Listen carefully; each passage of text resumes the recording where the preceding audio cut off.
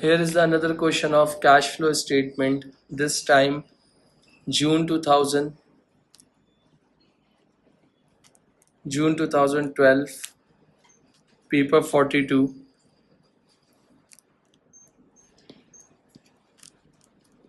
paper 43. Sorry, question number 1, part A and B बेटा. अब इस वाले क्वेश्चन में सिमिलबो स्मैकिंग PLC has been manufacturing cutlery for many years. It provided the following financial statement बेटा. आपके पास यहाँ स्टेटमेंट ऑफ फाइनेंशियल पोजीशन दी हुई है 2012 और 2011, विच मींस कि ये वाला जो इन्फॉर्मेशन है वो किसको रिप्रेजेंट कर रही है? Opening assets, liabilities and capital. और ये वाली इन्फॉर्मेशन जो रिप्रेजेंट कर रही है वो किसको रिप्रेजेंट कर रही है बेटा? Closing assets and liabilities and capital बेटा. इस चीज़ को देख लीजिएगा सर. उसके बाद आपके पास नीचे एक एसओएफई यानी इनकम स्टेटमेंट बनी हुई दी हुई है और इनकम स्टेटमेंट में प्रॉफिट फ्रॉम ऑपरेशंस जो दिया हुआ है 34548 दिया हुआ है और प्रॉफिट फॉर द ईयर जिसको आफ्टर टैक्स कहते हैं 27148 दिया हुआ है.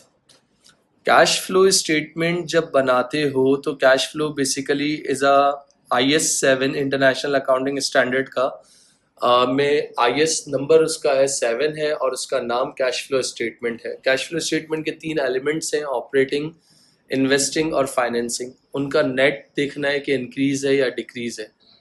कैश फ्लो स्टेटमेंट की अगर हम बात करते हैं तो कैश फ्लो स्टेटमेंट को मैंने आपको पहले भी बताया था, एक फॉर्मेट वाइज लेकर चलना होता है और उसमें डेप्रिसिएशंस थोड़ा सा ट्रिकी है, थोड़ा सा टैक्स को ट्रिकी है, थोड़ा सा इंटरेस्ट वाला कॉन्सेप्ट ट्रिकी है.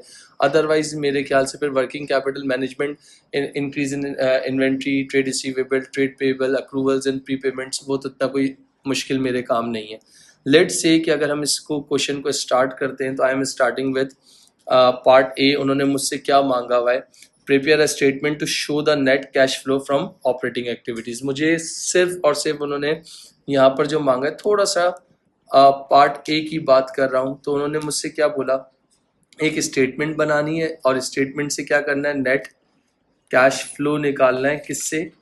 Operating activities. यानी ऑपरेटिंग एक्टिविटीज को थोड़ा सा उन्होंने अलग से मांग लिया है और फिर उसके बाद नेक्स्ट उसके बाद की जो रिक्वायरमेंट है उसके बाद उन्होंने कहा है कि भाई आप उससे वो निकाल लेना, according to IS7 cash flow statement बना लेना. तो अगर मैं आपके पास इस क्वेश्चन की बात करता हूं तो यार इसका जो स्टार्ट होता है वो कहाँ से होता है? ऑपरेटिंग प्रॉफिट, या जिसको आप PBIT कहते हैं, या इसका तीसरा नाम क्या है? प्रॉफिट फ्रॉम ऑपरेशंस भी कहते हैं. अब आपके पास आई कैन ड्रॉ 2 कॉलम्स बेटा. तो आपके पास फाइनल कितना था? 34548 जो हमेशा गिवन होता है या हमें फाइंड करना होता है. इसके बाद नेक्स्ट स्टेप इज जो भी आपके नॉन कैश एक्सपेंसेस हैं. नॉन कैश एक्सपेंस मतलब जिसकी वजह से अभी पैसे का आउटफ्लो नहीं हुआ, अक्रूवल्स एंड मैचिंग के हिसाब से आपने उसको रिकॉर्ड कर दिया है. तो जो चीज़ इनकम स्टेटमेंट में माइनस हो रही होती है तो आप उसको नॉन कैश एक्सपेंसेस को एड बैक कर देते हैं. वजह क्या होती है? क्योंकि आउटफ्लो ऑफ मनी हुआ नहीं होता. तो अकॉर्डिंग टू दिस क्वेश्चन के वी हैव फॉर एग्जांपल यहाँ पर एक एसेट दिया हुआ है. कौन सा भाई? प्लांट एंड मशीनरी, जिसका 82,500, 64,900 बेटा. नीचे कुछ इन्फॉर्मेशन दी हुई है. प्लांट एंड मशीनरी की जो कॉस्टिंग है 27,500 was sold during the year 10,000 and depreciated is 19,600. इसका मतलब खरीदा था, इस्तेमाल किया, पैसे आ गए. उसके बाद एक एडिशनल मशीनरी परचेज किए 35,000 जिसकी कोई डेप्रिसिएशन चार्ज नहीं हुई है. There were no acquisition and disposal of office equipment. जो डिबेंचर्स हैं वो रिडीम हो रहे हैं पार वैल्यू के ऊपर. ये कुछ एडिशनल इन्फॉर्मेशन है. तो अगर मैं प्लांट एंड मशीनरी की बात करता हूं तो प्लांट एंड मशीनरी के लिए मुझे क्या बनाना पड़ेगा? एक अकाउंट बनाना पड़ेगा और उस अकाउंट को ले हम क्या करूंगा? आपको कहूंगा कि आप वो बना लो नेट बुक वैल्यू अकाउंट. तो यहाँ नेट बुक वैल्यू अकाउंट की बात कर रहा हूँ तो किसके लिए बनाना है? प्लांट एंड मशीनरी के लिए बनाना है. NBV अकाउंट बना लो. प्लांट एंड मशीनरी का ओपनिंग 64,900 है, लिख दो, ये लो. और इसका CD कितना दिया हुआ है? 82,500, वो भी लिख दो. क्लोज कर दो अकाउंट को टोटल करने के लिए, ये लो कर दिया। कोई एडिशन प्लांट एंड मशीनरी का कोई तुमने एडिशन किया है? हाँ एडिशन हुआ है। कितने से हुआ है? फॉर एग्जाम्पल एडिशन मीन्स कितना हुआ है? 35,000, वो मेंशन कर दो। This is called purchase of non current asset. Is it okay? इसके बाद I/S वो गिवन नहीं है, वो तुमको फाइंड करना है, यानी चार्ज फॉर द ईयर कितनी है वो हमें नहीं पता। इसके बाद यहाँ आ जाता है डिस्पोजल की क्या NBV, वो भी तुम निकाल सकते हो। डिस्पोजल की NBV कैसे निकाल सकते हो? 27,500 उसकी कॉस्ट है और उसकी डेप्रिसिएशन कितनी है। तो अगर मैं आपसे कहता हूँ डिस्पोजल की NBV निकालनी है तो कैसे निकालोगी? कॉस्ट कितनी है? 27,500 और डेप्रिसिएशन कितनी है? 19,600। हेल्प कर सकते हो? 27,500 माइनस 19,600 हेल्प कर सकते हो? जी बेटा 7,900 आप कह रहे हो, तो यहाँ पर मैंने क्या लिख दिया?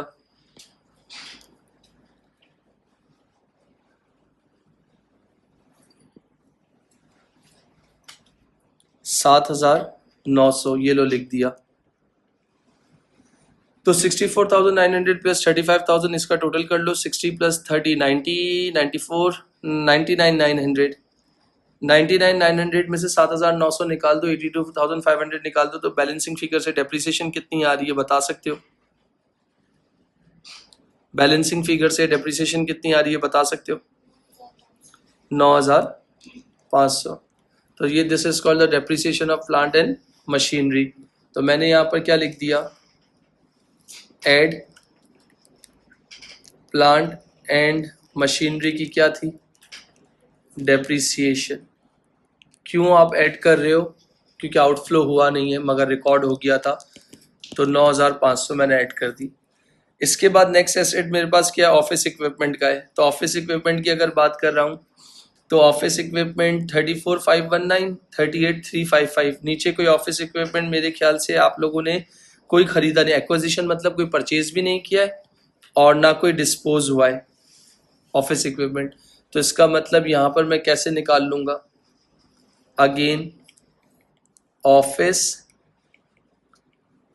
इक्विपमेंट की क्या निकालनी है? डेप्रिसिएशन बेटा। कैसे निकालनी है? ओपनिंग है 38,355, क्लोजिंग है 34,519। क्या डिफरेंस आ रहा है बता सकती हो?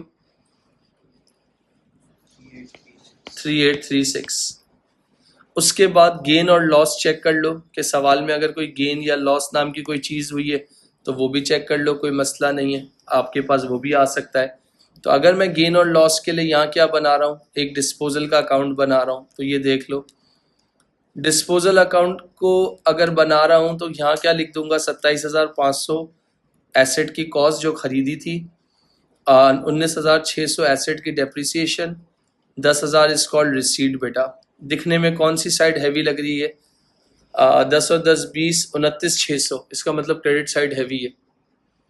क्रेडिट साइड हैवी है तो 29,600 में से 27,500 निकाल दो, तो बैलेंसिंग फिगर कहाँ पर आ रही है? क्रेडिट साइड पे आ रही है। और आपको क्रेडिट साइड पे अगर बैलेंसिंग फिगर आ जाए तो वो आपके बिजनेस के लिए क्या है? गेन है। बता सकते हो कितना गेन है बेटा? 2,100, 2,100। तो गेन है, ये गेन अभी अब तक हमें मिला नहीं है, तो हम इनकम स्टेटमेंट में क्या करते हैं? इसको ऐड करते हैं। तो यहाँ से क्या कर देंगे? लेस कर देंगे। तो गेन ऑन डिस्पोजल बेटा कितना निकला? 2,100। डन बेटा। इसके बाद आपके पास वर्किंग कैपिटल चेंजेस पे आ जाओ, इन्वेंट्री पे आ जाइएगा प्लीज़। अगर मैं आपसे बात कर रहा हूँ इन्वेंट्री मेरी कितनी है? क्लोजिंग 18,758 और ओपनिंग कितनी है? 16,521। तो आपको ये चेक करना है कि इन्वेंट्री 16,521 से 18,000 हुई है, इसका मतलब इन्वेंट्री परचेज हुई है। इन्वेंट्री परचेज हुई है तो इसका मतलब मेरा आउटफ्लो हुआ है। तो इंक्रीज मतलब, तो यहाँ पर मैं क्या करूँगा? Less increase in inventory. कितने से इंक्रीज हुई है आप वो भी चेक कर लो। 16,521 ओपनिंग थी 18758 क्लोजिंग है, तो डिफरेंस बता सकते हैं कितना आएगा बेटा? 16521 माइनस 18758 बेटा, 2237 माइनस कर दूं। डन बेटा। इसके बाद नीचे आ जाएं, आपके पास क्विकली ट्रेड रिसीवेबल्स क्लोजिंग आपके हैं 17,623 और ओपनिंग जो है 12,517। इसका मतलब है लोगों को ज़्यादा उधार में माल बेचा है, तो ट्रेड रिसीवेबल्स भी क्या हुए? इंक्रीज हुए। इंक्रीज होना अच्छी बात नहीं होती, तो इसका मतलब यहाँ पर क्या करूँगा? Increase in trade receivables. Opening कितने थे? 12517 माइनस 17623, ऐसा ही है। तो इसका मतलब अगर मैं आपसे बात कर रहा हूँ, यहाँ देखो कितना आ जाएगा? 5106 बेटा। तो इसके बाद अगर मैं आपसे बात कर रहा हूँ, नेक्स्ट पॉइंट पे आ जाओ। नेक्स्ट पॉइंट में क्या करोगे? यहाँ क्या लिखा हुआ है आपके पास? Trade payable. ट्रेड पेबल की अगर बात कर रहा हूँ तो ट्रेड पेबल ओपनिंग क्लोजिंग कितने हैं? 12758 और ओपनिंग कितने हैं? 1818654। तो इसका मतलब ये भी आपके क्या हुए? इंक्रीज हुए। तो इंक्रीज होने का मतलब क्या हो गया? आपने पैसे नहीं दिए अब तक, तो इसका मतलब अपोज इन्वेंट्री और ट्रेड रिसीवेबल का कंडीशन सेम है, ट्रेड पेबल की कंडीशन डिफरेंट है। तो यहाँ पर क्या हुआ है? इंक्रीज हुए हैं, अच्छी बात है बिजनेस के लिए, मगर देखा जाए तो सप्लायर से रिलेशनशिप खराब होने वाली बात है। मगर कैश फ्लो पढ़ रहे हैं तो इसको दिमाग में ध्यान रखना है। तो ये क्या है आपके पास? इंक्रीज इन ट्रेड पेएबल, जो कि कितने थे? 18,000 थे, जो हमें लोगों को देने थे, हमने दिए नहीं, बल्कि और माल खरीद लिया 758, मगर उसके पैसे दिए नहीं है। तो कितने से इंक्रीज हो गया बेटा? 4104। तो मुझे जी बेटा, क्योंकि आउटफ्लो नहीं हुआ ना पैसों का। 41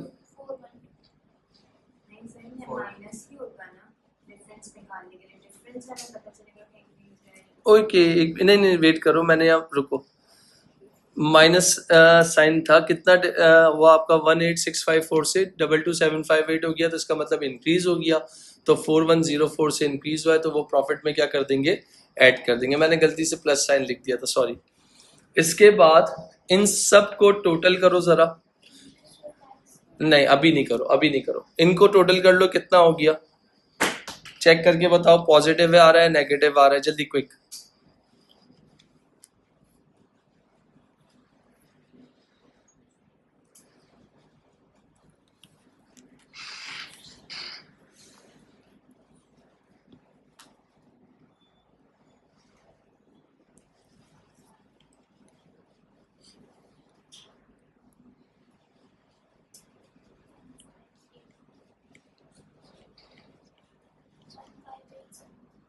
नहीं,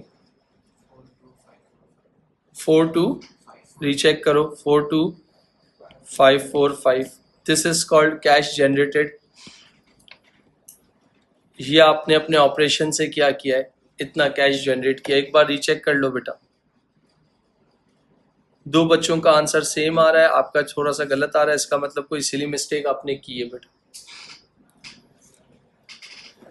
कैश जनरेटेड के बाद आप क्या देखते हो?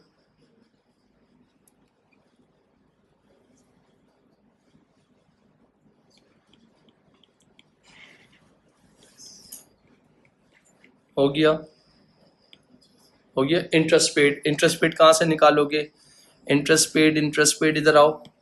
इंटरेस्ट पेड डिबेंचर दिया हुआ है, क्लोजिंग कितना है? 30,000 और ओपनिंग कितना है? 50,000।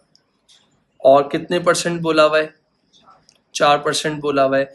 नीचे आपको फाइनेंस कॉस्ट वेट करना, आपके पास फाइनेंस कॉस्ट दी हुई है, कितनी दी हुई है? 1600। इसका मतलब आप लोगों ने, अच्छा 1600 का मतलब है, ऊपर जाके देख लो, इंटरेस्ट का कोई अदर पेबल्स और अदर रिसीवेबल भी नहीं है, तो इसका मतलब फाइनल जो है आपका यही निकल रहा है, ऐसा ही है।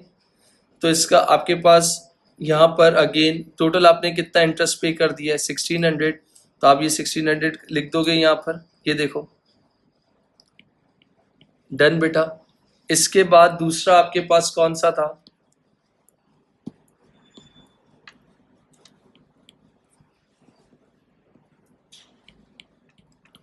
इंटरेस्ट के बाद क्या आ गया आपके पास? कोई टैक्स वगैरह है? टैक्स भी आपने पे किया था, कितना? 5800। टैक्स का ऊपर कोई ओपनिंग क्लोजिंग भी दिया हुआ है, चेक कर लो। तो इसका मतलब टैक्स के लिए आपको क्या बनाना पड़ेगा? अकाउंट बनाना पड़ेगा। ये कैसे बनाओगे? टैक्स लायबिलिटी अकाउंट बना लोगे। वो किस तरीके से बनाओगे, यहाँ देख लो ज़रा। मेरे ख्याल से मैं यहाँ पर बना रहा हूँ, इधर देख लीजिएगा बेटा। तो टैक्स के अकाउंट की अगर बात कर रहा हूँ तो ये मेरा हो गया टैक्स यानी पाप बेटा। P A P, done. Accrued opening कितना है? 4200। क्लोजिंग कितना है? 5350। बैंक आपने कितना है वो अभी पता नहीं है। आई स्लैश आपने कितना पे कर दिया नीचे? 5800। तो मेरे ख्याल से क्रेडिट साइड आपकी क्या है? हैवी हो गई। 5 और 4 9 हो गया, 10,000 हो गए। सही है। 10,000 में से 5,350 माइनस कर दो, तो बैलेंसिंग फिगर से मुझे बता सकते हो क्या आंसर आ रहा है? कितना बेटा? आप कह रहे हो 4650। डन बेटा। 4650 का आपने टैक्स पे किया था, तो मैं यहाँ पर लिख दूं 4650। दोनों को टोटल कर लो, कितना हो गया? 4,000, 5,000, 5,600 और 6,250 मेरे ख्याल से। क्या है? 6,250 माइनस कर दो बेटा, तो आपके पास फाइनल आंसर क्या आ जाएगा?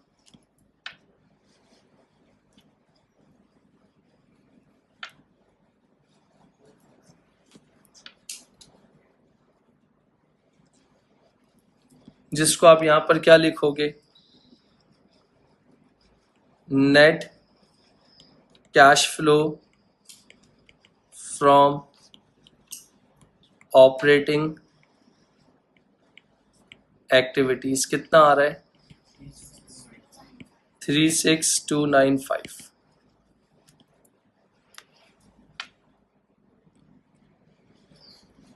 चाहो तो देख लो, अगर कोई कंफ्यूजन है तो पूछ लो बेटा। डन बेटा। अब इसके बाद इसकी नेक्स्ट रिक्वायरमेंट है prepare a statement of cash flow for the year ended 30 April 2012 in accordance with IAS 7। 13 marks.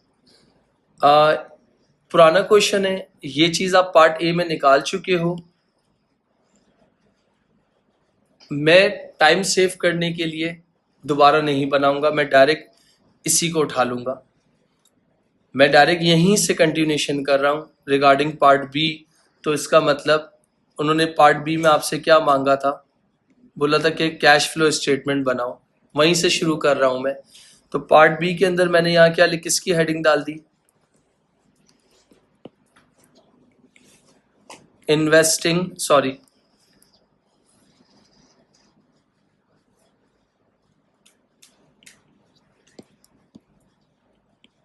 Investing activities. Investing activities की अगर बात कर रहा हूं तो इन्वेस्टिंग एक्टिविटीज में अकॉर्डिंग टू योर कोर्स आप लोगों ने क्या खरीदा था?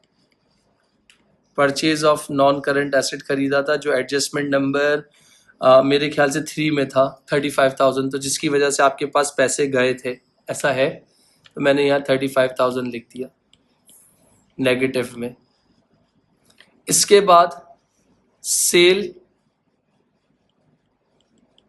इसके बाद अगर मैं आपसे बात कर रहा हूँ sale of non current asset हुआ था, जो एसेट 27,500 का बेचा था, जिसकी डेप्रिसिएशन 19,600 थी। उसके पैसे कितने रिसीव हुए थे? 10,000। इन दोनों को सॉल्व कर लो। 35 नेगेटिव है, 10 पॉजिटिव है, तो इसका मतलब 35 में से 10 निकाल दो, पीछे कितना बच गया? 25। 25 क्या बचेगा? नेगेटिव। तो इसको आप क्या कहोगे?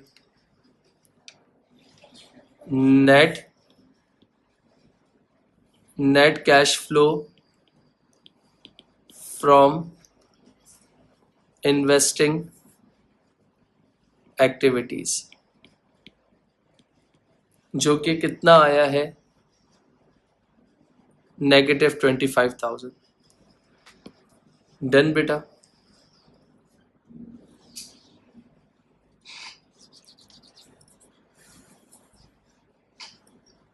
ये आपके पास क्या आ गया, इन्वेस्टिंग निकल गया। इन्वेस्टिंग के बाद क्या आता है आपके पास, आप कह रही हो इन्वेस्टिंग के बाद आपके पास क्या आती है, फाइनेंसिंग एक्टिविटी। अब फाइनेंसिंग के लिए क्या करूंगा, यहां पर देख लीजिएगा, फाइनेंसिंग एक्टिविटीज। अब फाइनेंसिंग एक्टिविटीज में कोई जल्दबाजी मत करना। आपके पास जाके इक्विटी वाले सेक्शन में आप चले जाओगे और उधर जाके देखोगे कि हुआ क्या। इधर देखिएगा, ऑर्डिनरी शेयर कैपिटल 40,000 थे, 60,000 के हो गए। तो यहाँ पर क्या था, 40,000 था, तो आपके पास और 40,000 से आपके पास 60,000 हो गया। तो इसका मतलब आपकी शेयर कैपिटल क्या हो गया, बढ़ गया। तो कितने से बढ़ गया बेटा, add share issue 40 till 60, 40 minus 60 कितना हो गया, 20,000। उसके बाद नीचे देखो प्रीमियम दिया हुआ है, 8 से 18 हो गया है। तो आपके पास शेयर प्रीमियम 7 लिख भी सकते हो और अलग अलग लिखना चाहो तो लिख भी सकते हो। 8 से कितना हो गया, 18। तो मेरे ख्याल से 10,000 हो गया। एग्री करते हो, क्यों? मैं उसको इस तरह लिख रहा हूँ, पहले ओपनिंग लिख रहा हूँ और बाद में क्लोजिंग लिख रहा हूँ, इस तरीके से बेटा। इसके बाद नेक्स्ट जाके देख लो, इन्होंने पहले पॉइंट में the debentures were redeem at par. जो डिबेंचर था उसको रिडीम यानी पे कर दिया था। कितने का डिबेंचर था, 50,000 का डिबेंचर था, और अब कितना हो गया, 30,000 हो गया। तो इसका मतलब है आपके पास 20,000 का आपने क्या कर दिया होगा, डिबेंचर पे कर दिया होगा, ऐसा है। तो यहाँ पर क्या हो गया, रिडेम्पशन ऑफ डिबेंचर कितना था बेटा, 50 से 30, तो 20,000। तो 20,000 आपका क्या हो गया, पे ऑफ हो गया बेटा। इन सबको सॉल्व कर लो। 20 और 10 कितना हो गया, 30। 30 में से 20 माइनस कर दो तो रिमेनिंग कितना बच गया, पॉजिटिव का 10 बच गया मेरे ख्याल से। तो उसको आप क्या नाम दोगे, net cash flow from financing activity.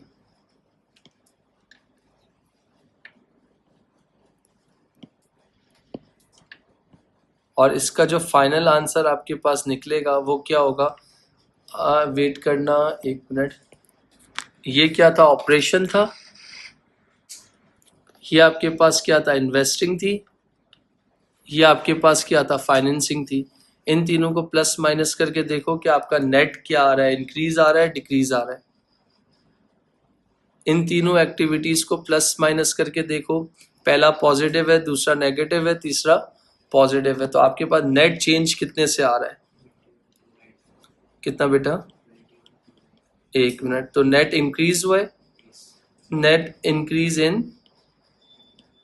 Cash and cash equivalent.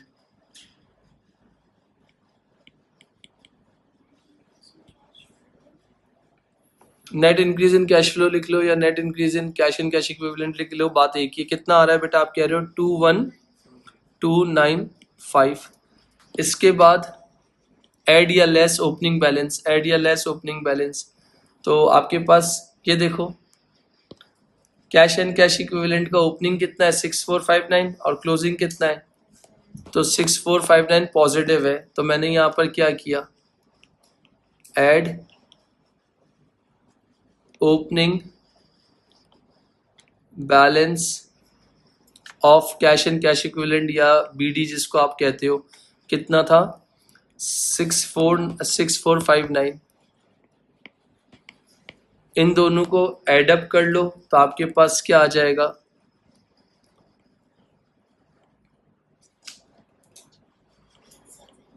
Closing balance CD यानी कैश एंड कैश इक्विवेलेंट कितना आ गया 27754। क्या आपका ये मैच कर रहा है, क्या ये आपका मैच कर रहा है, कहाँ से ये देख लीजिएगा। तो इससे पता चल गया कि जो आपका कैश फ्लो स्टेटमेंट जो आपने बनाया था वो बिल्कुल परफेक्ट है, उसमें कोई इश्यू नहीं है बेटा। तो ये आपके पास क्या आ गया,